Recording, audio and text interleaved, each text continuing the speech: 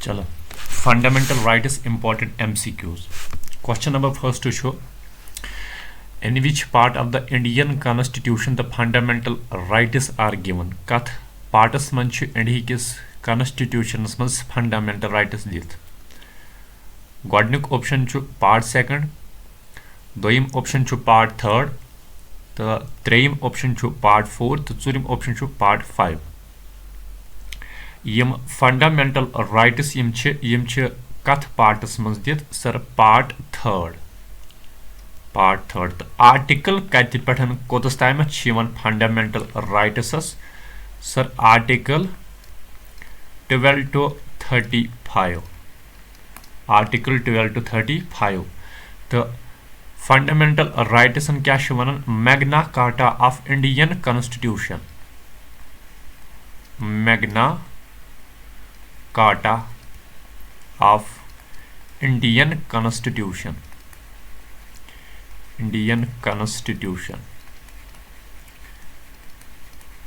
ठीक अम पतन use part number second part number seconds मज क्या सर पार्ट नंबर सेकंडस मज सिटीजनशिप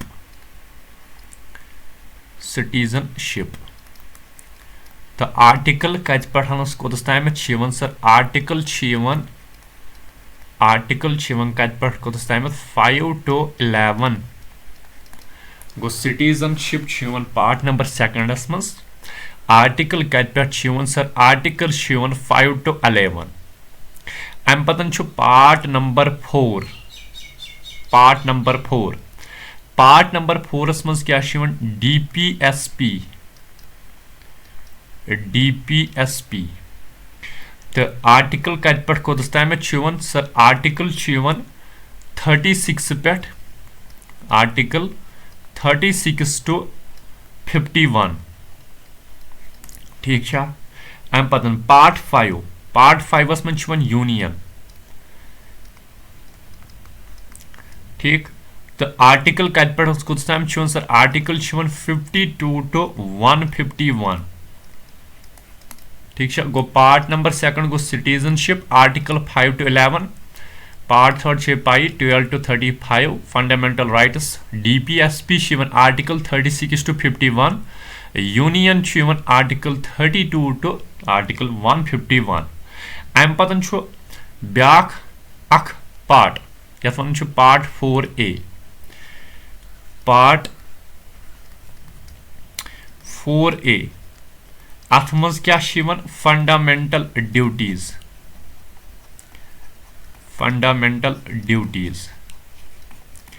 सती आर्टिकल 51A यह मज तो यह कथ कॉन्स्टिट्यूशनल अमेंडमेंट एक्टस मज कोरुक एड ऑन सर 51A कोरुक कथ मज add on 42nd constitutional amendment act 1976 मज ठीक 42nd constitutional amendment act 1976 51 article add on कोरुक फंडामेंटल ड्यूटीज मज ठीक तो पार्ट 4A फंडामेंटल ड्यूटीज अम पतन गोडनेथ कत्या पार्ट्स इंडियन कॉन्स्टिट्यूशन मज इनिशियली 22 पार्ट्स इनिशियली कस पार्ट 22 पार्ट्स तो वनकस करंटस मज कस सर करंटस मज वनकस प्रेजेंटस मज वनकस 25 पार्ट्स 25 पार्ट्स ठीक अम पतन युस फंडामेंटल ड्यूटीज यम फंडामेंटल ड्यूटीज यम कत पे डिराइव करमित या बोरो करमित फंडामेंटल राइट्स सर USA ठीक अम पतन दोयम अख DPSP कत पे डिराइव करमित सर एयरलैंड अम पतन कॉन्करेंट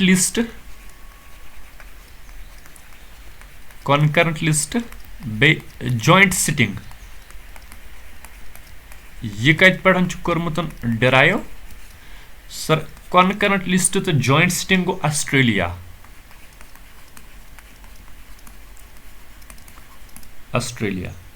अम पतन फंडामेंटल ड्यूटीज कत पे कर्म डेराइव USSR यानी रशिया ठीक गो फंडामेंटल ड्यूटीज यम कत पे डिराइव कर USSR यानी रशिया ठीक पार्लियामेंट्री फॉर्म ऑफ गवर्नमेंट कत पे कर पार्लियामेंट्री गवर्नमेंट गो यूके ठीक है वो क्लियर का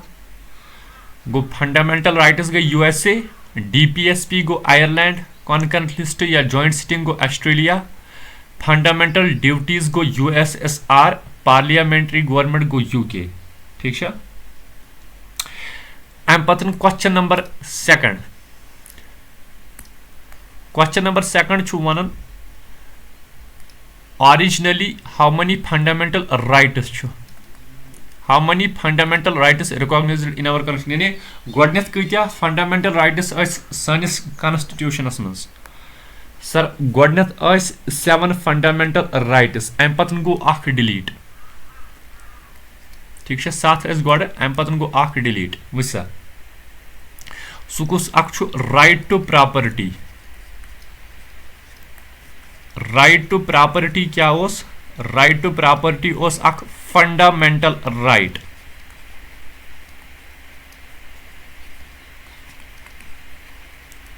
तो यह कत आर्टिकलस मज ओस यवन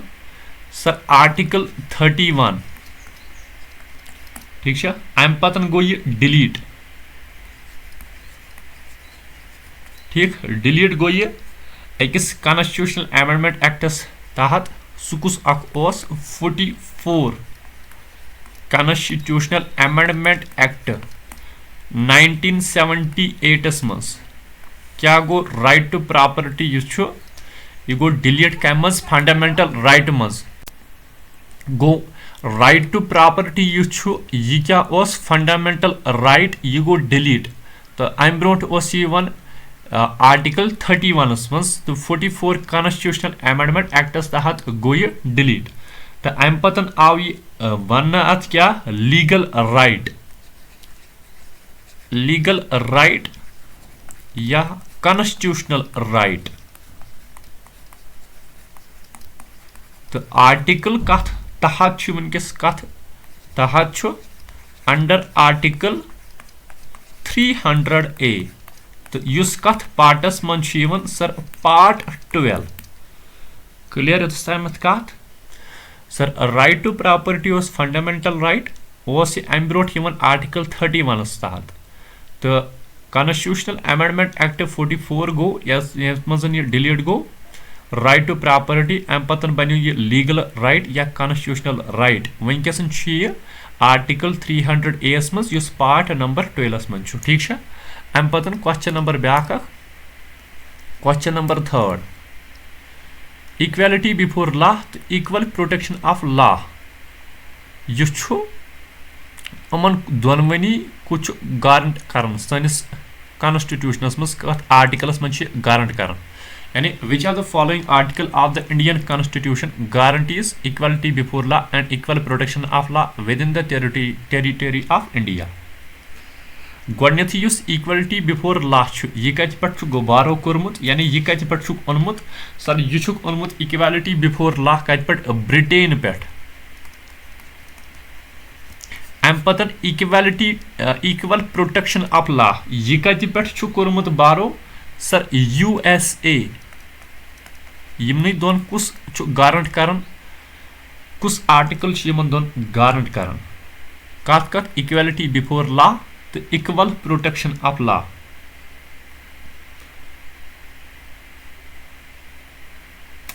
आर्टिकल 14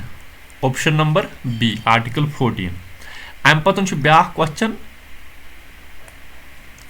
नंबर 4 वन कथ आर्टिकलस मन यम सन एजुकेशनल इंस्टीट्यूशन छन अगर तिमन मज एडमिशन आसि नुन चाहे प्राइवेट स्कूल आस कॉलेज आसि इमन मन रिजर्वेशन मिलन कमन SC OBC ST वनु सा यह कथ आर्टिकलस मन मज यानी English point under which article of the constitution reservation in admission to educational institutions including private schools or colleges whether or not aided by government ठीक है यह आर्टिकल 15(5) ऑप्शन नंबर A ठीक अगर आर्टिकल 16 वो आर्टिकल 16 मज क्या लिखित equal opportunity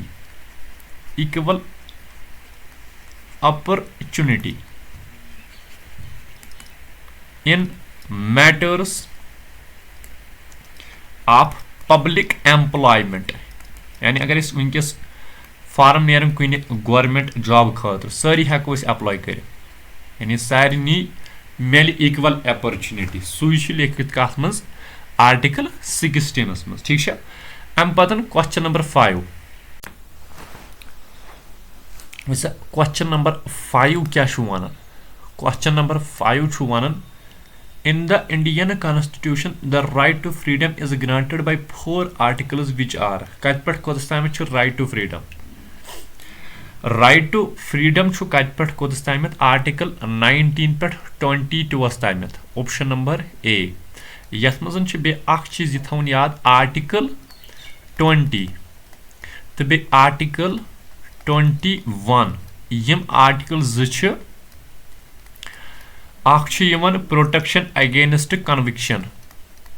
protection against conviction ब्याक right to life and personal liberty right to life and personal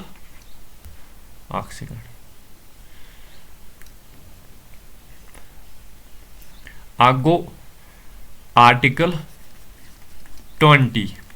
जिस वन क्या प्रोटेक्शन अगेंस्ट कन्विक्शन ब्याक क्या आर्टिकल 21 इस आर्टिकल 21 वन right to life and personal liberty यम हेकोक यम आर्टिकल 20 तो 21 हेक प्रेसिडेंट ऑफ इंडिया हेक यमन दोन आर्टिकलन क्या कर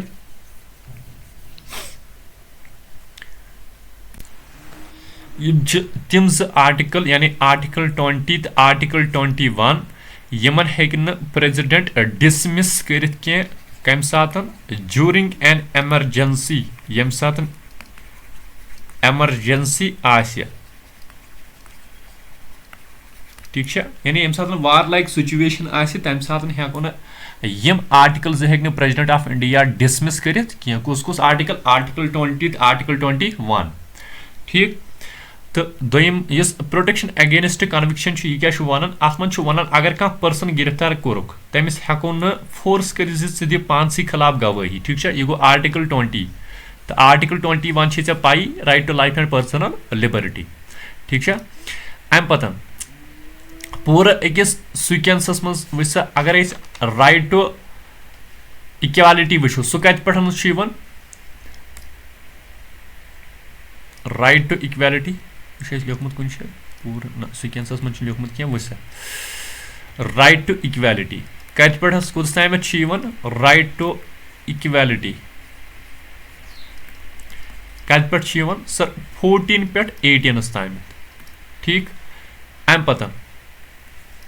दोम राइट टू फ्रीडम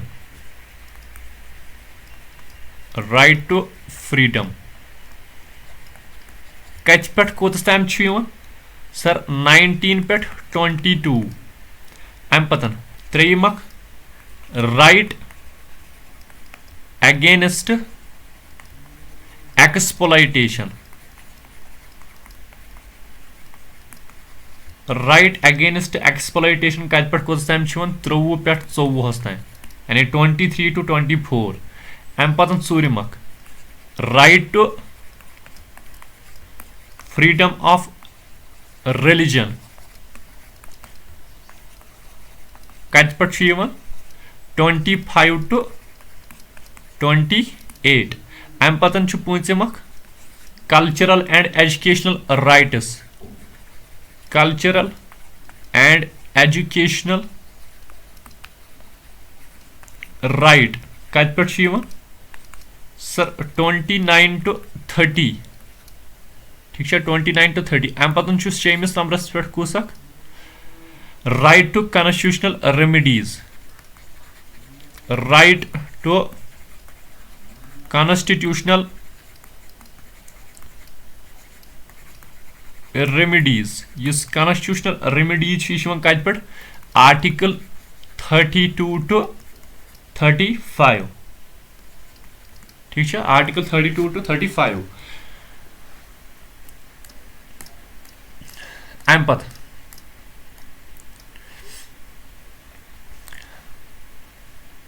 ब्या क्वेश्चन फ्रीडम ऑफ प्रेस कत आर्टिकलस मन फ्रीडम ऑफ प्रेस कत आर्टिकलस मज दित right to freedom of press कत मन article 19(1)(a), 19(1)(b), 19(1)(c), 19(1)(d यह गो 19(1)(a) ऑप्शन नंबर A अम पतन question number 7 Question number 7 right to education was added as a fundamental right in the Constitution of India by adding 1 second चलो option लिख पे थोड़ा option लिख पे थोड़ा 86A 30 अक्थावस 15A पाई राइट टू इस एजुकेशन यह कत मज कोरुक एड sir article 21A option number B इस का अमेंडमेंट क्या गो सर अमेंड गो अम साथ 86th अमेंडमेंट कत मज अमेंडमेंट एक्ट 2002 ठीक तो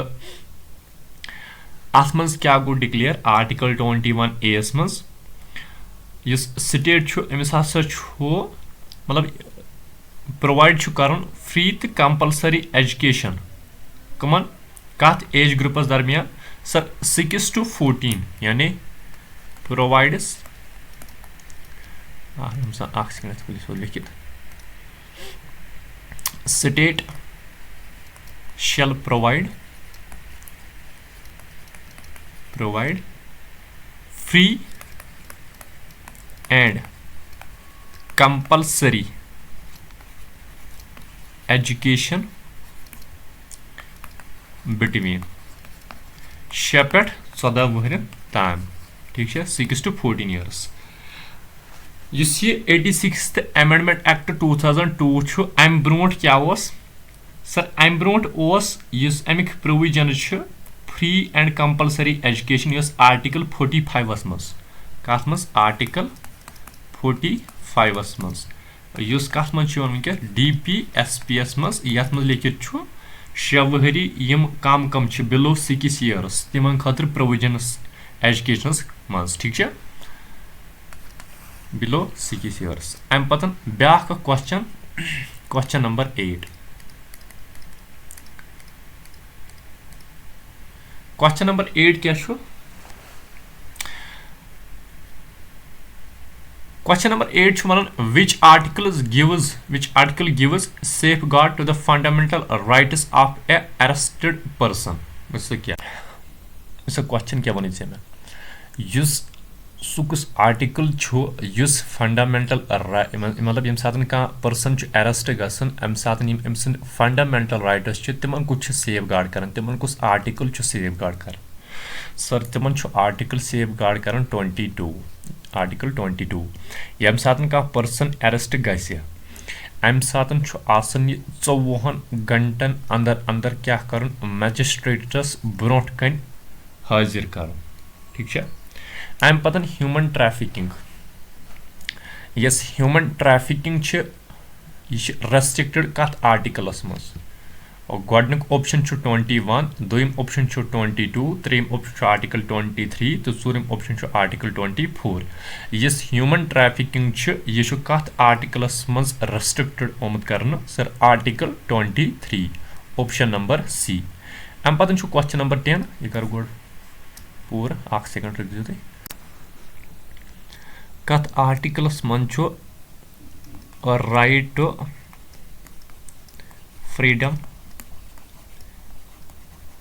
ऑफ रिलीजन ठीक है। Right to freedom of religion कत आर्टिकलस मज इसमें से आज वनाव right to freedom of religion यह क्या 25 to 28 गो जवाब क्या बन तेल sir article 25 to 28 option number D यह गो यमुक पार्ट 1 अम पतन यह बे 10 मिनट्स मतलब 10 मिनट्स मज यह पार्ट नंबर 2 बाकी यम तीम फंडामेंटल राइट्स बाकी यम क्वेश्चन 5-8 बचे ठीक है। ठीक चलो तुल सर।